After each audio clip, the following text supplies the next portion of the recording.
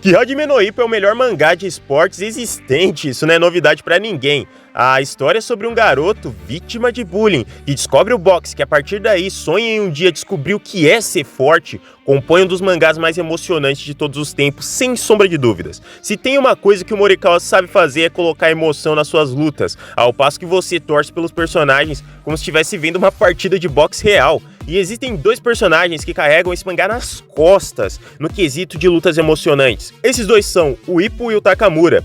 Eu amo esses personagens. Se esses dois estão lutando, pode preparar o coração, porque você vibra a cada soco desferido. Porém, existe uma fase muito curiosa do mangá de Hajime no Ippo, mais precisamente no capítulo 667, onde a gente estava ali meio aflito para saber se o Ippo ia de fato lutar contra o Miyata. Essa é uma das lutas mais esperadas da história de Hajime no Ippo até os dias de hoje. Após a confirmação de que a luta entre os dois seria cancelada, dado alguns problemas com o Miyata, seria natural que o foco agora voltasse pro Takamura, afinal ele tinha ali uma defesa de cinturão pronta para acontecer. Porém, é justamente nesse capítulo 667, que uma das maiores lutas, ou melhor dizendo, uma das maiores guerras em ringue que o verso de Hajime no Ippo já viu, aconteceria. E o foco deixa de ir pro Takamura para ir para essa tensão que se forma em volta dessa luta. O ceifador Mashiba Ryo contra o dragão Sawamura Ryuhei. Essa é até hoje uma das lutas mais brutais de todo o mangá e uma das minhas favoritas, sem sombra de dúvidas. O que aconteceria se você colocasse dois insanos psicóticos dentro de um ringue com o título de campeão japonês dos pesos super pena em jogo? Bom, é justamente sobre isso que eu vou falar para vocês hoje. A insana luta entre o ceifador e o dragão, uma luta que é tão boa quanto é trágica.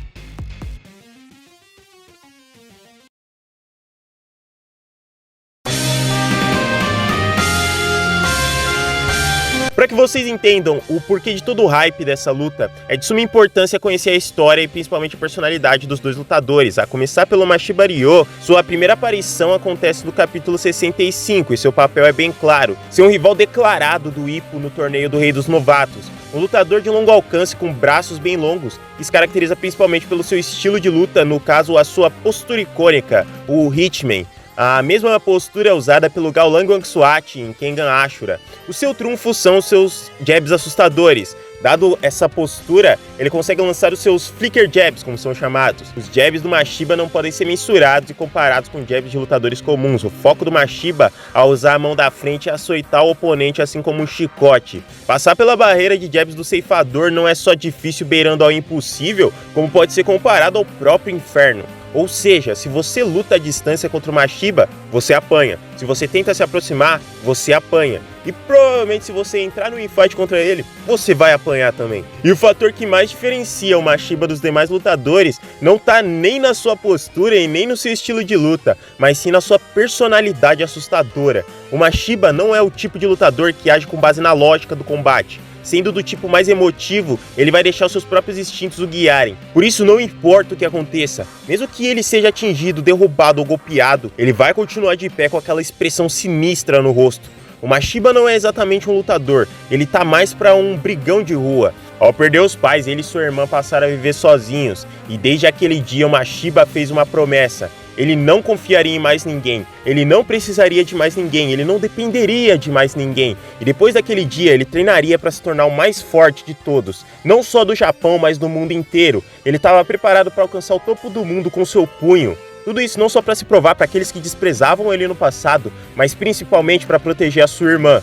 A personalidade, principalmente a sua técnica, que consiste em ficar balançando o braço, garantiram a ele o apelido de ceifador. Não é difícil presenciar lutadores assustados, seja com seu nível ou com sua personalidade excêntrica ao nível quase psicopata. E com relação ao seu oponente rival, o Sawamura aparece pela primeira vez no capítulo 465. E se o Mashiba é um psicopata insano, o Sawamura eleva isso 10 vezes mais. Vítima de um passado conturbado, quando criança ele esfaqueou seu próprio pai, que batia nele e em sua mãe. Depois disso, a sua mãe se separou de seu pai e passou a viver sozinha junto com ele. Parecia ser perfeito, já que agora eles estavam livres daquele pai abusivo. No entanto, aquela imagem, a imagem daquela criança com uma faca na mão, aquilo era demais para sua mãe suportar. Ela não conseguia mais olhar no rosto do seu próprio filho. Um dia, ela deixou o pequeno Sawamura aos cuidados de alguns parentes, alegando que ia sair para procurar emprego. O Sawamura ficou lá olhando pela janela, esperando ela voltar.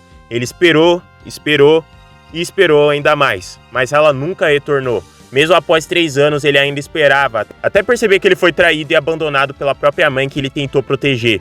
Depois disso, ele não se aproximou e confiou em mais ninguém toda a sua vida, se tornando um encrenqueiro. O único que se importava com ele era o seu professor. A fim de aliviar todo esse ódio e ressentimento acumulados e manter o Sawamura longe de qualquer confusão, o seu professor o apresentou ao mundo do boxe. A nobre arte, ao longo de sua extensa história, tem como característica mudar completamente a vida daqueles que se dedicam ao esporte. Porém, com Sawamura foi diferente. O boxe só piorou sua personalidade. Todos eram vistos como lixo pelo dragão, e seu maior objetivo era se sagrar como o mais forte de todos. A sua técnica envolve os seus jabs extremamente velozes ao ponto de serem comparados com projéteis de armas de fogo. A sua especialidade são os seus counters, e se tem uma característica que o torna infame no mundo do boxe, são as suas faltas. O Sawamura fará o possível não só para vencer, mas para tornar a partida mais divertida. É um consenso entre vários boxeadores que aqueles que se utilizam de golpes ilegais e de boxe sujo geralmente fazem isso para poder compensar sua falta de habilidade. No caso do Sawamura é o completo oposto.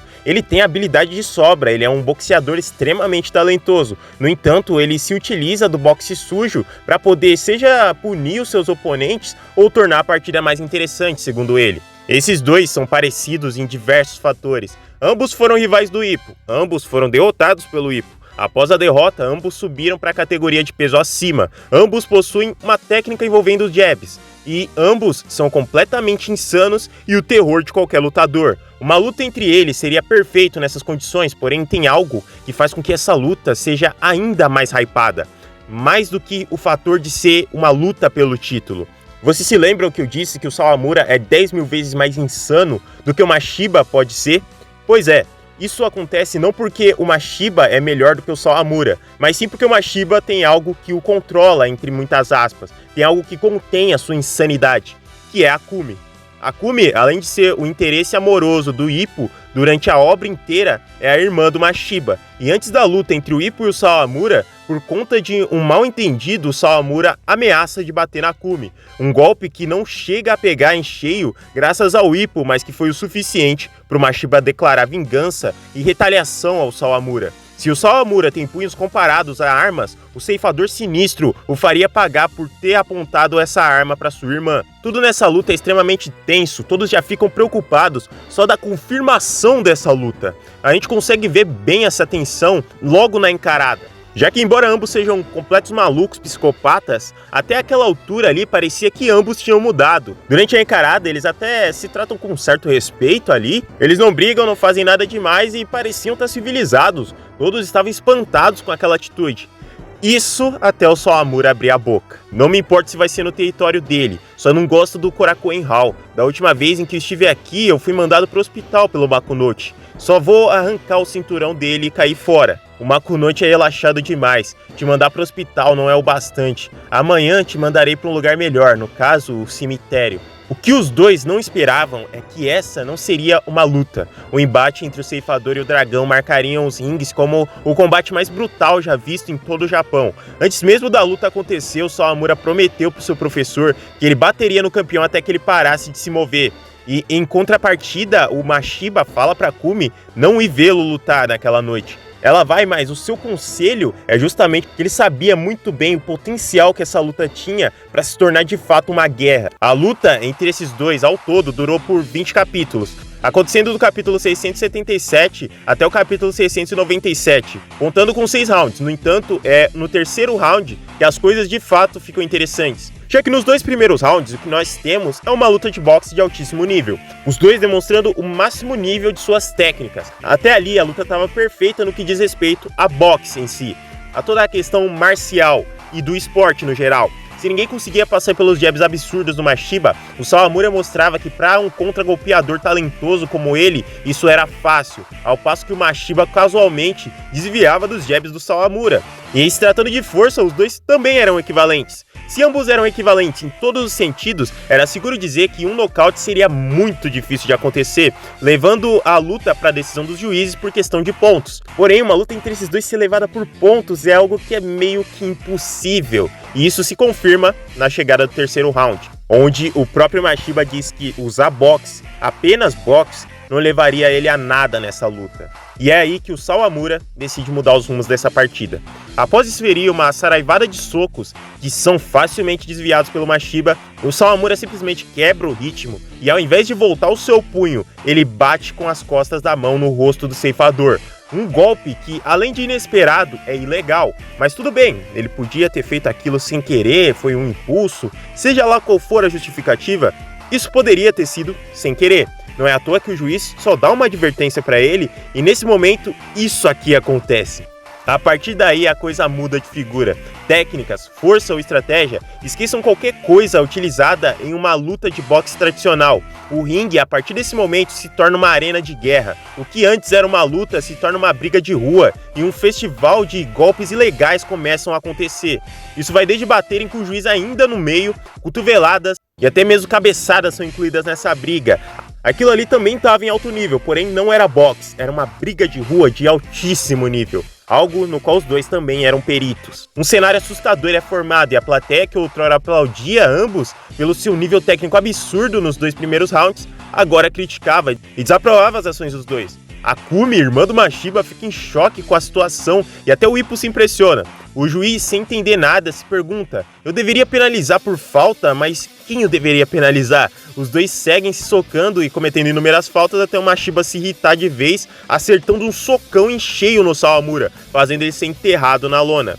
No entanto, as faltas não param, na verdade elas só se agravam, já que após levantar e trocar mais socos com o Mashiba, o Sawamura, usando todo o seu QI de combate, é capaz não só de adentrar no vórtice de socos insanos do Mashiba, como acerta um contragolpe violento, e como se já não fosse o bastante, ao cair o Mashiba ainda toma uma joelhada na cara, que o afeta durante todo o resto da luta. Posteriormente, ele novamente derruba o ceifador sinistro, e como sinal de seu descontentamento com o nível do Mashiba, ele simplesmente acerta um chutão na cabeça do Mashiba. Cometer faltas contra um oponente que também está disposto a cometer faltas é uma coisa, mas bater no oponente em defesa dessa forma era a gota d'água. O juiz até tira pontos do Sawamura, que sinceramente não faz diferença, pois essa não seria uma luta decidida por pontos. Essa nem mesmo era uma luta, era uma partida de vida ou morte. Ambos estavam indo com tudo que tinha ao máximo de suas intenções assassinas. Por estar meio que inconsciente, o Mashiba nem sequer havia percebido que foi chutado, mas ao receber tal informação, ele decide revidar a altura. Durante o quinto round, após um clinch, o mesmo tenta atingir uma cotovelada. Ao jogar todo o peso do seu corpo, aquela cotovelada seria, sem sombra de dúvidas, fatal. No entanto, Sawamura consegue evitar essa cotovelada. Porém, dane-se, o Mashiba levantava e novamente, com todo o peso do seu corpo, acertava uma cabeçada em cheio no seu oponente.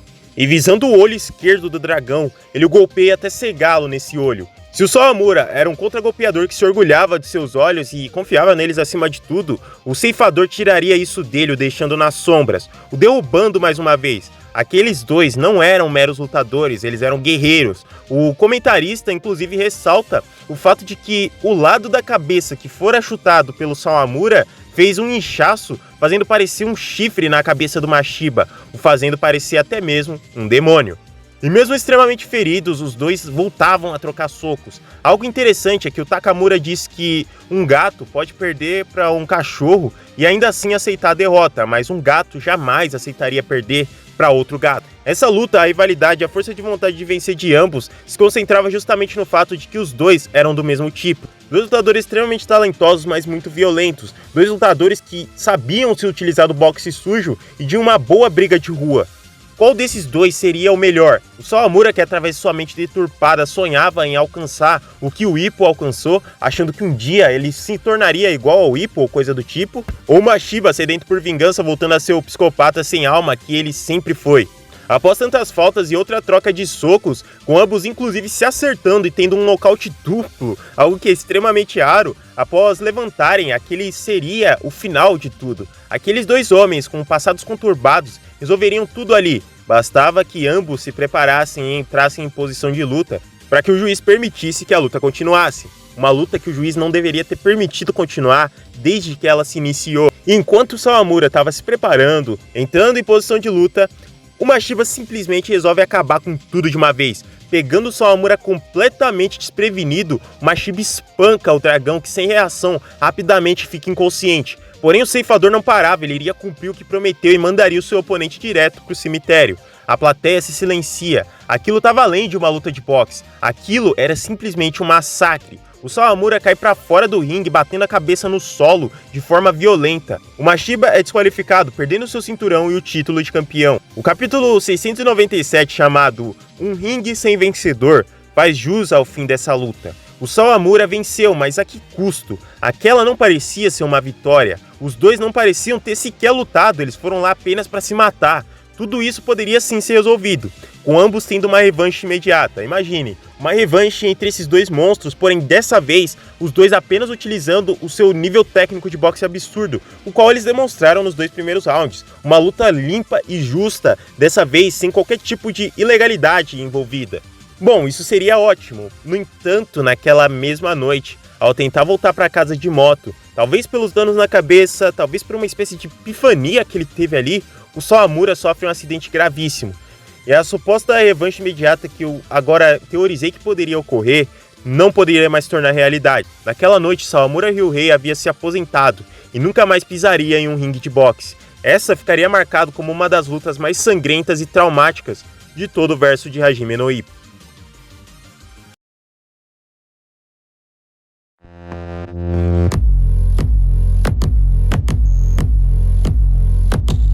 Bom, esse foi o vídeo, muito obrigado a todo mundo que assistiu até aqui. Se você gostou, deixa o seu like e se inscreve aí no canal. Esse daqui foi o primeiro vídeo de Hajime no Ippo e pode esperar por mais, hein, porque eu tô muito hypado com esse mangá aqui. Eu leio o Hajime no Ippo já faz muito tempo, afinal o negócio tem 1400 e poucos capítulos. No entanto, mesmo com todas as lutas desses 1400 capítulos, eu ainda sou muito fã dessa luta aqui. Essa luta aqui tem muitos significados em diversas questões. Esses dois personagens são monstros completamente diferentes de tudo que a gente vê em Hajime no Ippo. E é uma pena o que acontece com o Sawamura aqui, ele era um dos meus personagens favoritos. Porém, atualmente ele tá bem, né? Recentemente ele inclusive apareceu no mangá. Porém, na falta de um psicopata como o Sawamura, a gente tem em compensação o Mashiba, que depois dessa luta, inclusive, passou a receber muito destaque. Ele já recebia destaque antes, né? Ele meio que é um dos protagonistas de Hajime no Ippo, ele tá meio que naquele círculozinho ali do Ippo, o Takamura, o Sendo, o Ricardo, esse pessoal aí que são os caras mais fortes, né? Então assim, é um personagem muito interessante também